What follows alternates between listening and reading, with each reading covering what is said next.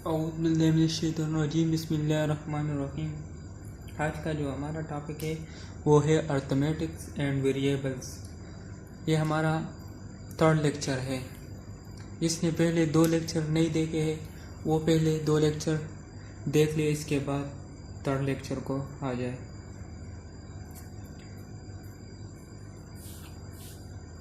Expressions.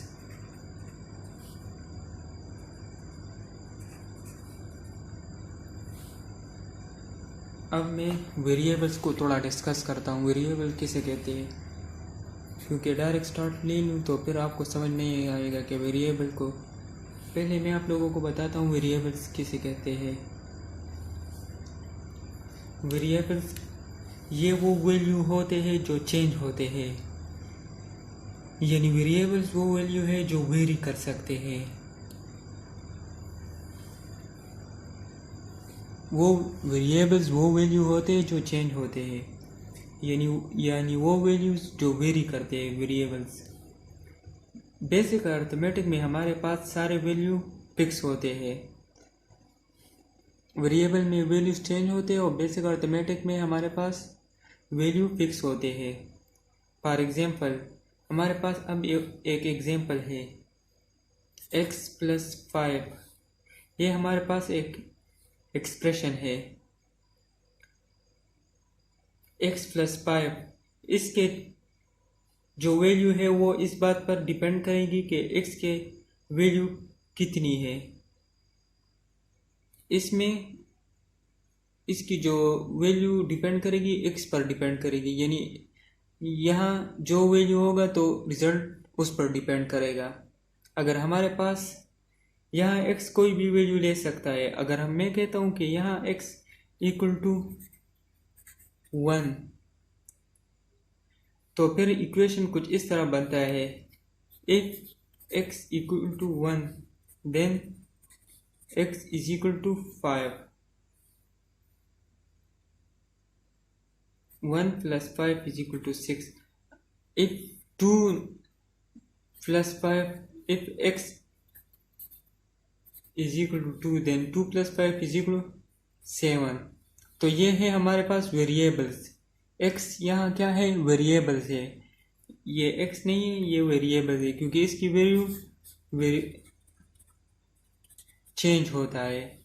और यहाँ पहली 1 जब पुट किया 6 दिया और 2 पुट किया 7 दिया। ये है वेरिएबल्स, वैल्यू चेंज करते हैं। अब जाते हैं अर्थमेटिक एक्सप्रेशन की तरफ। अर्थमेटिक एक्सप्रेशन किसे कहते हैं, ये वेरिएबल की थोड़ी मैंने वो बताई कि वेरिएबल किसे कहते हैं। अब मैं बताता हूँ अर्थमेटिक एक्सप्रेशन किसे कहते हैं।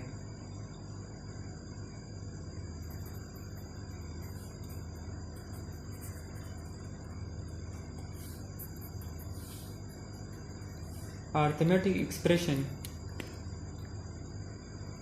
एक्सप्रेशन से मुराद एक ऐसी स्टेटमेंट है जो अल्टीमेटली हमें एक सिंगल वैल्यू पे कंक्लूड करती है।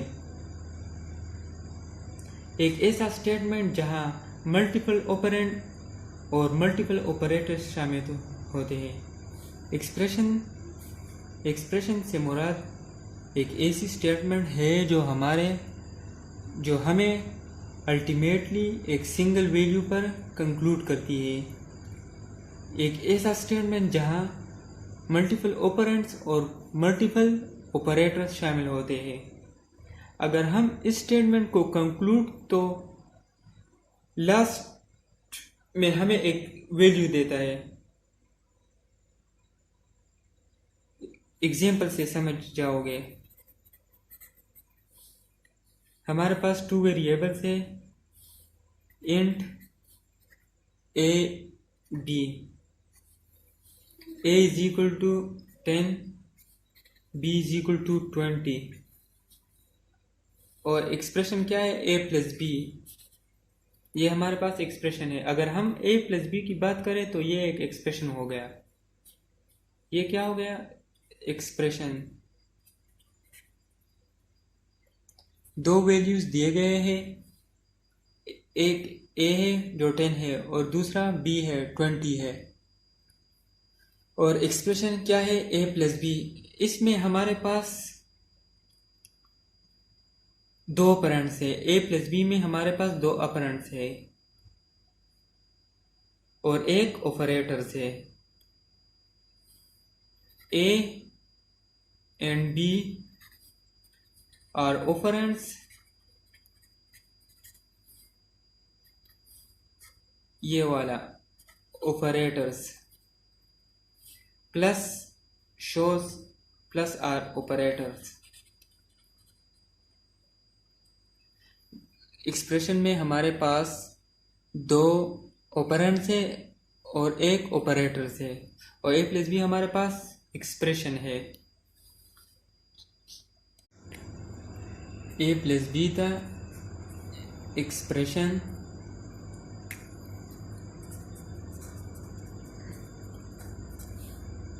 A B operands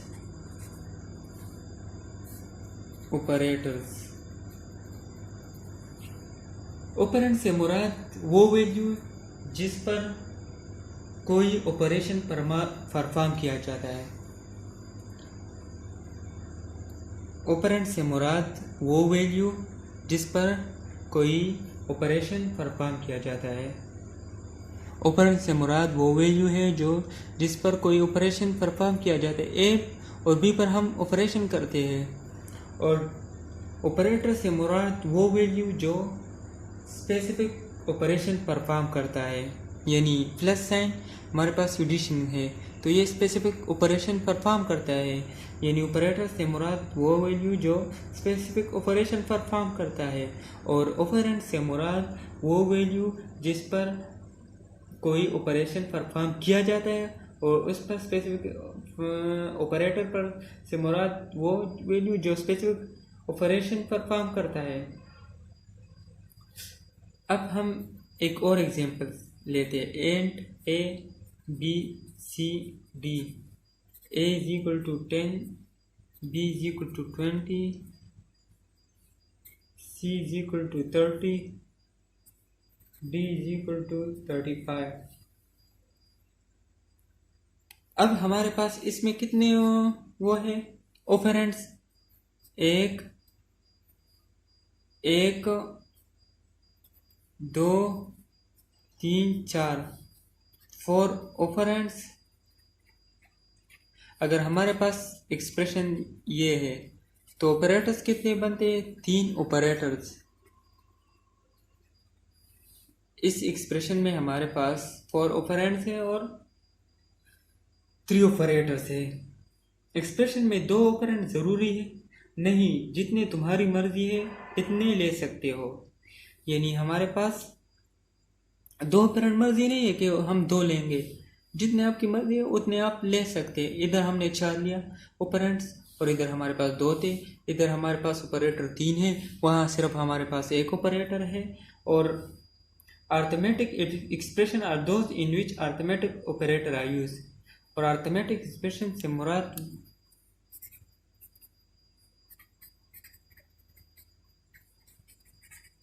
expression are those in which arithmetic operator are used। यानी अर्थमेटिक एक्सप्रेशन से मुराद वो है जहाँ हमारे पास अर्थमेटिक ऑपरेटर यूज होते हैं तो वो हमारे पास अर्थमेटिक ऑपरेशन है। अर्थमेटिक ऑपरेटर क्या है, प्लस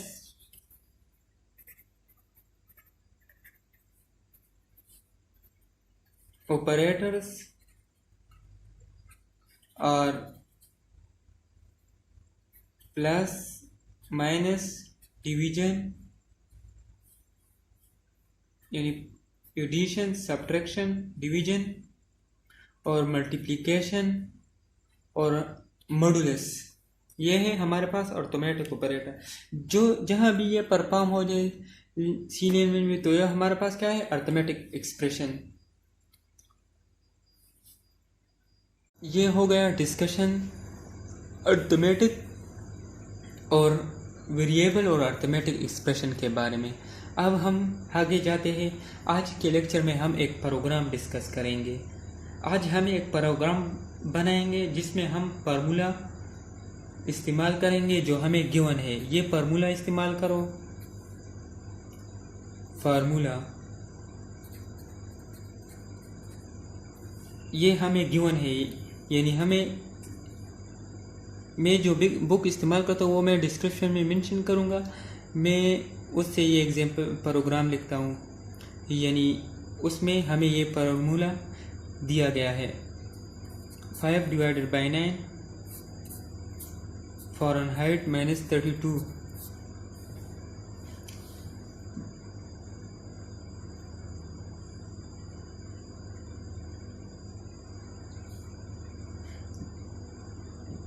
जिससे हम प्रिंट करेंगे और फिर क्या निकालेंगे, हमें temperature Fahrenheit and dear centigrade और सेल्सियस इक्विवेलेंट।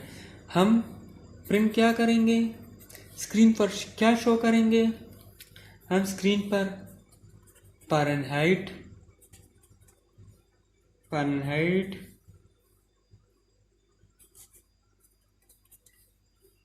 टेम्परेचर या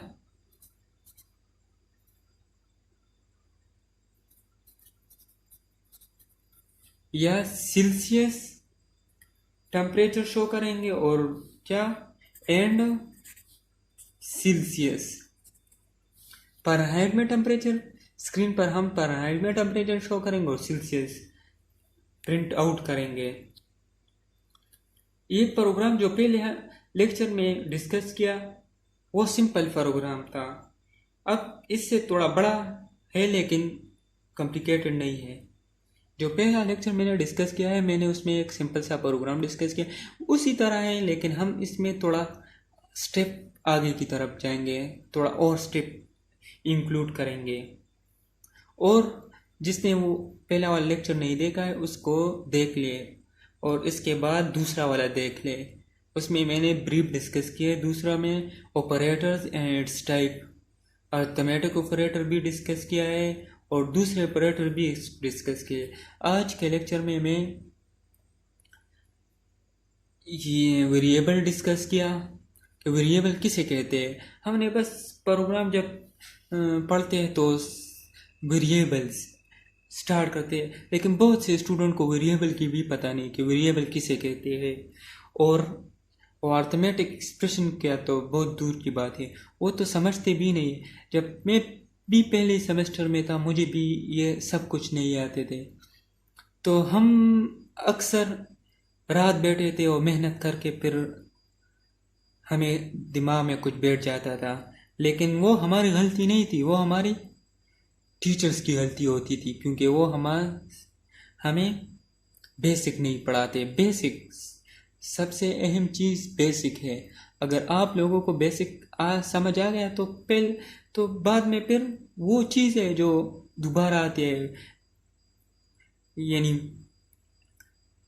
ये मैंने जो पहले लेक्चर में सिंपल प्रोग्राम डिस्कस किए, ये प्रोग्राम जो अब डिस्कस करेंगे ये भी उसी की तरह है। आज हम स्क्रीन पर टेम्परेचर और सेल्सियस शो करेंगे, लेकिन जिसने वो बेसिक सीख लिया हो कि प्रोग्राम किस तरह डिलीवर करेंगे, स्क्रीन पर शो करेंगे, प्रिंट कैसे करेंगे, तो वो समझ जाता है कि ये उसको ये समझाना बहुत आसान है।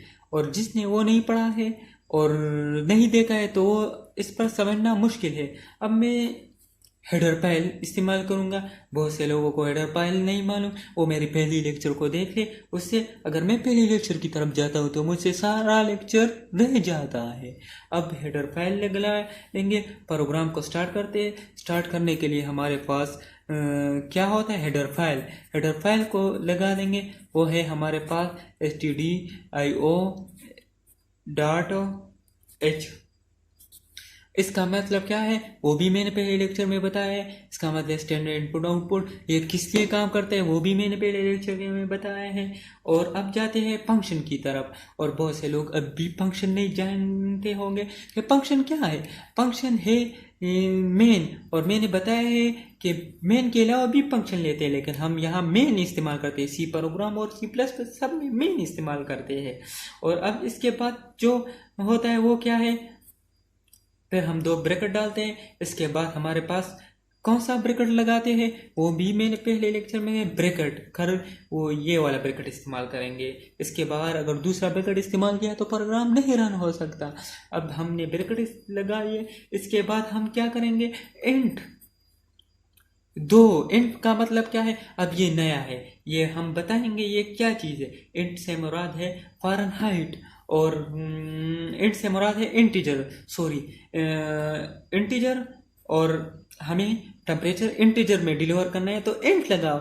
और इसके बाद फ्लोट, फ्लोट भी होता है। फ्लोट हमारे पास वो है जिसमें हम फ्रैक्शन पॉइंट यानी 9.8 ये है हमारे पास फ्लोट। और हम एक तीसरा है करेक्टर, और करेक्टर हमें हमारे पास ABC, और ये कंप्यूटर में जो और सिंबल होते हैं ये सब करेक्टर में आते हैं। इंट में हमारे पास सिर्फ इंटीजर आते हैं, और फ्लोट में हमारे पास इंटीजर में फ्रैक्शन होते हैं यानी 0.1, 0.2, 9.1, 9.2, और करेक्टर में हमारे पास कैपिटल ABC और स्मॉल ABC, और जो सिंबल्स होते हैं वो आते हैं। ये है हमारे पास तीन, इंटीजर, फ्लोट, करेक्टर। और जिसको ये समझ आता है तो वो आगे की तरफ जाए, नहीं आते तो समझ ले इंट किसे कहते हैं, फ्लोट किसे कहते हैं, करेक्टर किसे कहते हैं। इंट, अब हमारे पास दो क्वेश्चन में क्या मांगते हैं, फ़ारेनहाइट और टेम्परेचर, सेल्सियस टेम्परेचर में शो रिजल्ट करो। तो हम क्या करेंगे, फ़ारेनहाइट और सेल्सियस, ये हमारे पास दो है, फ़ारेनहाइट और सेल्सियस हमें मांगते हैं। तो हम इंटीजर के साथ क्या करेंगे कि ये दोनों हमें मांगते हैं तो ये हमने लिख लिया, हमें ये स्क्रीन पर डिलीवर करना है। अब हमें क्या दिया है, int lower value, lower value हम 0 से स्टार्ट करेंगे, और अपर वैल्यू हमें 300 दिया है, लेकिन हम 300 नहीं लेते, हम थोड़ा कम लेते हैं। तो हमें इंट यहाँ हम इसके बाद इंटो, यानी हम कहाँ से स्टार्ट करें, इंट लोअर वैल्यू 0 से फ़ारेनहाइट और सेल्सियस, और अपर यानी 0 से स्टार्ट करेंगे, और जो आपकी मर्जी है वो ले सकते हैं 0 से। जो हम अभी शो करेंगे कि लोअर क्या चीज़ है, लोअर हम एक वैल्यू असाइन करते हैं, लेकिन लोअर को हमने क्या दिया, 0, ये एक 0 वैल्यू है। और अपर को हमने 200 दिया, 100 दिया, ये आपकी मर्जी है, हमने 100 दिया।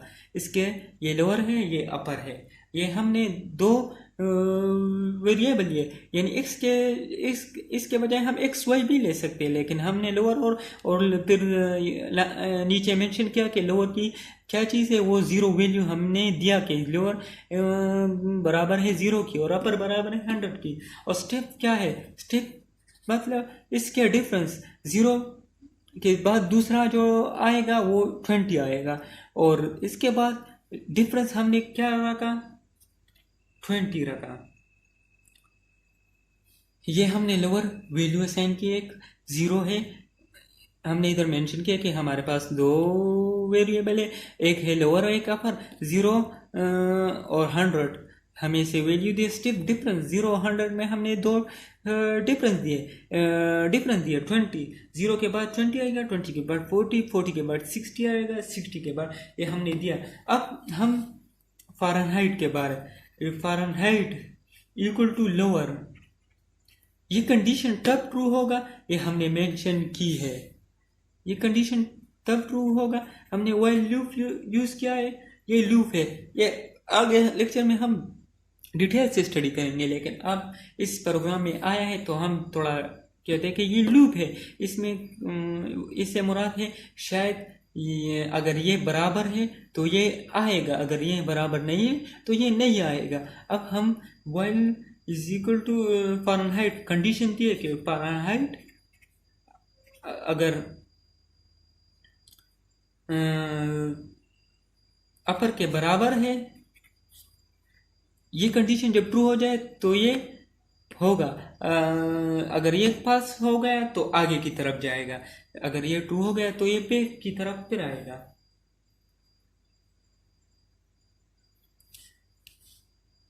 आगे इसके बाद जो प्रोग्राम है वो दूसरे पेज पर है, क्योंकि ये पेज ख़त्म हो गया, इसके बाद नहीं आ रहा है, तो दूसरे पेज को खुद ऑटोमेटिकली जाएंगे। मैं और आप लोग प्रोग्राम को हमेशा एक ही पेज में आए लाओ, और मैं कोशिश करता हूँ कि ये प्रोग्राम मैं लैपटॉप में भी आप लोगों के सामने शो करूँ, स्क्रीन पर शो करूँ कि ये वाइड ये होता है, रन होता है या नहीं होता है, इसमें एरर होते हैं या नहीं होता, या ये ज़बानी में कह रहा हूँ, या सिर्फ बस मैं कोशिश करूँगा कि आइंदा जो प्रोग्राम मेरे सामने आ जाए मैं उसको अपने लैपटॉप के सामने आप लोगों को समझा सकूँ। ये मेरी जारी है कि मैं अपनी इसको थोड़ा एडवांस करूँ, क्योंकि ये पेज पर राइटिंग ये तो हर कोई पढ़ाता है, लेकिन मैं कहता हूँ कि मैं आप लोगों को कुछ अच्छी चीज़ें सिखा सकूँ। और मैं खुद जब ये लेक्चर डिलीवर करता हूँ तो बहुत मेहनत करता हूँ, कभी गूगल पर सर्च करता हूँ, कभी कहाँ से थोड़ा उठा लेता हूँ, कभी कहाँ से, क्योंकि मैं कहता हूँ कि मुझसे गलत बयानी ना हो जाए, मुझसे स्टूडेंट को नुकसान नहीं पहुँचा। और मैं कहता हूँ कि मैं अपने स्टूडेंट को एक आसान सी चीज़ डिलीवर करूँ कि उनके दिमाग पर बैठ जाए, ना किससे कितारे करूँ, क्योंकि हमारा मकसद है एक स्टूडेंट का दिमाग को समझना, कि वो हमारी टॉपिक को गेन करे वो आसान तरीके से। ये नहीं कि मैं अब कहता हूँ कि ये क्यों आ गया, ये क्यों इतनी कंफ्यूज करूँ। अगर ये खुद आप समझ जाएंगे, पहले मुश्किल होता है, बाद में खुद तो खुद आसान होता है इंसान से।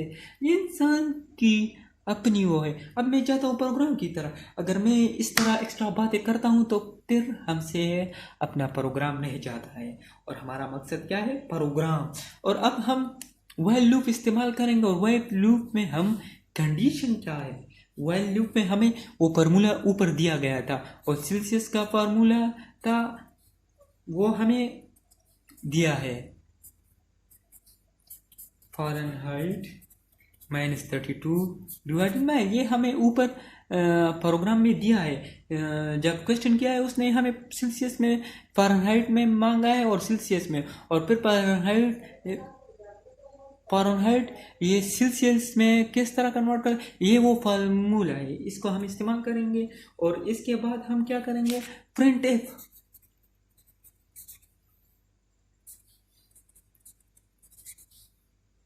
स्लैश टी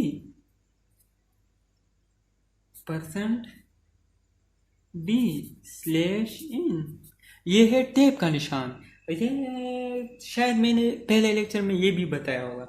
अब इसके बाद ये वाला किसके लिए इस्तेमाल हुआ, ये हमें फ़ारेनहाइट के लिए और ये हमें सेल्सियस के लिए, तो यहाँ जगह नहीं है। ये प्रोग्राम मैंने तो लिख लिया, अगर इसमें गलती है तो ये मत कहना कि सर ने हमें गलत प्रोग्राम सिखाया है। गलत नहीं सिखाया, बिल्कुल इस तरह सही है। लेकिन अगर मुझसे कोई काम आ रह गया, अगर मुझसे कोई थोड़ा सा मिस्टेक हो गया, तो शायद उससे आपका प्रोग्राम रन ना हो सके, लेकिन ये रन ज़रूर होगा।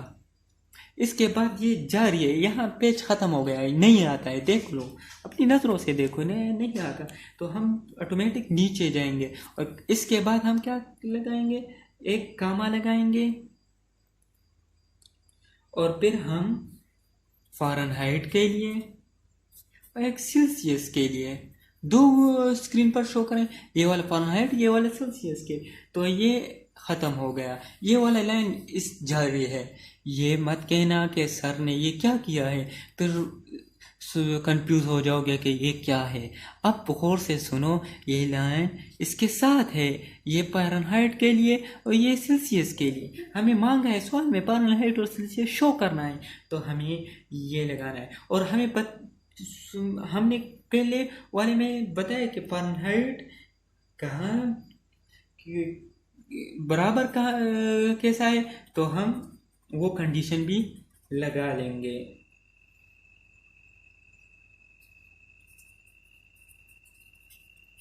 स्टेप, इसका मतलब क्या है? दूसरा पाना, पहला पहला ये हो गया, प्रोग्राम खत्म। ये लास्ट वाले पे ये तो हमारे पास लूप का वो है। ये जब ट्रू हो जाए तो ऊपर चला जाएगा, फिर से फिर से फिर से, और जब ये फॉल्स हो गया तो रिजल्ट क्या होगा? आउट हो गया। ये तो हमने लूप के लिए बनाया है। अगर अब इस स्टेप का क्या मतलब है? इस स्टेप का मतलब है कि पहला वाला फारेनहाइट हमारे पास क्या है? 0 है, और स्टेप में हमने क्या किया? 20 डिफरेंस। तो दूसरा फारेनहाइट क्या लेगा? 20, और 20 हमें क्या गिवन है? यहाँ लूप में क्या इस्तेमाल हुआ है?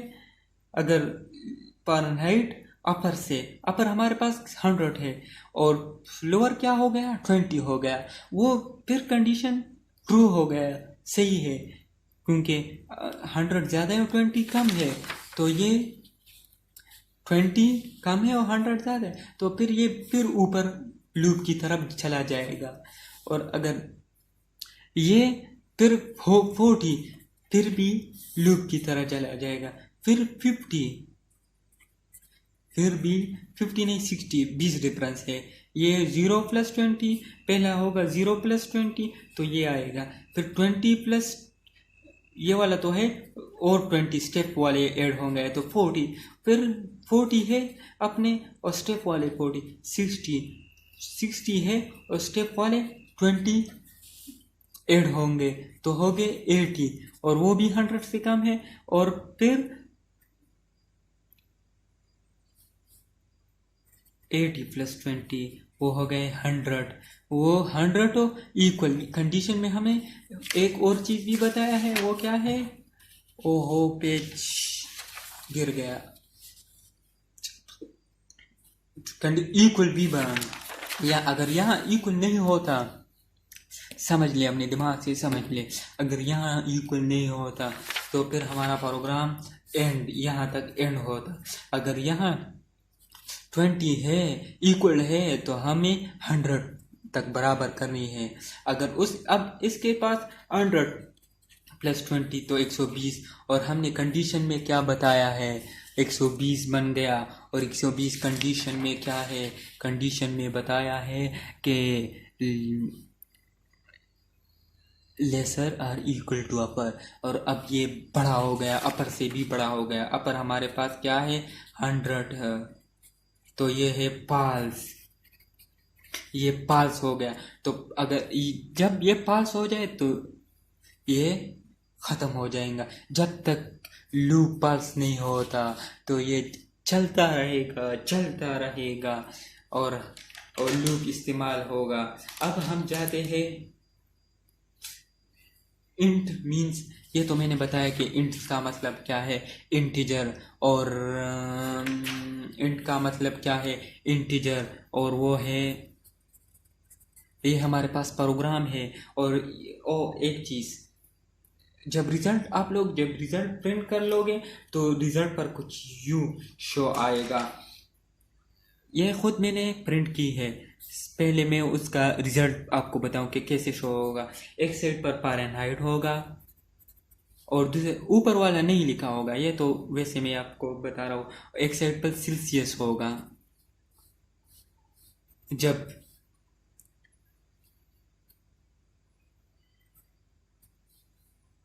0 होगा ये -17 होगा। जब 28 हो जाए तो ये होगा -6।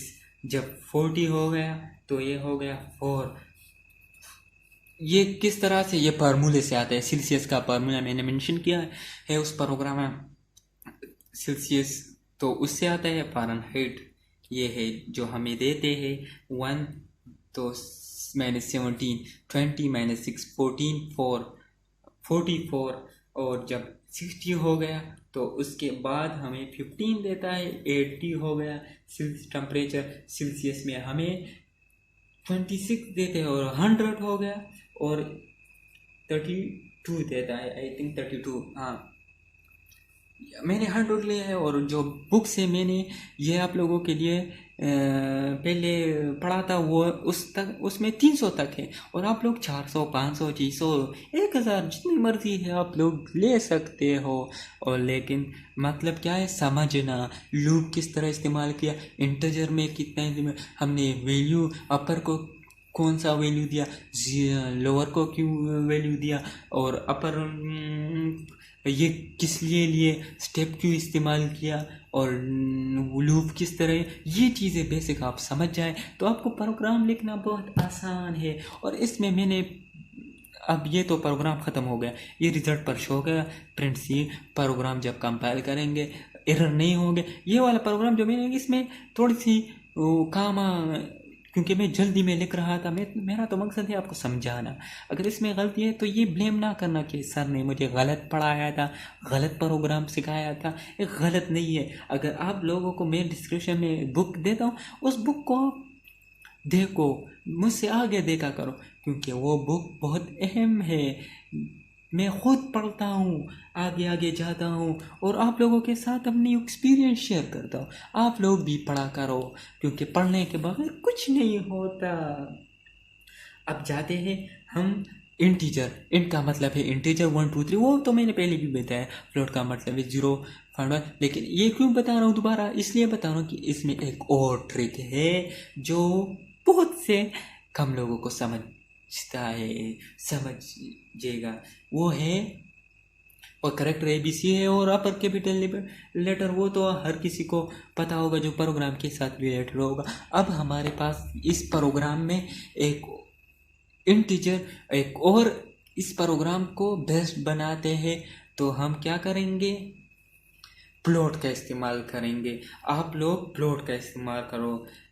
फ्लोट, इस प्रोग्राम को हम बेहतर बनाने के लिए फ्लोट इस्तेमाल करेंगे, क्योंकि सेल्सियस का फार्मूला चेक करो, आप लोग भी चेक करो, मैं खुद भी चेक करता हूँ। कहाँ गया, ओ ये है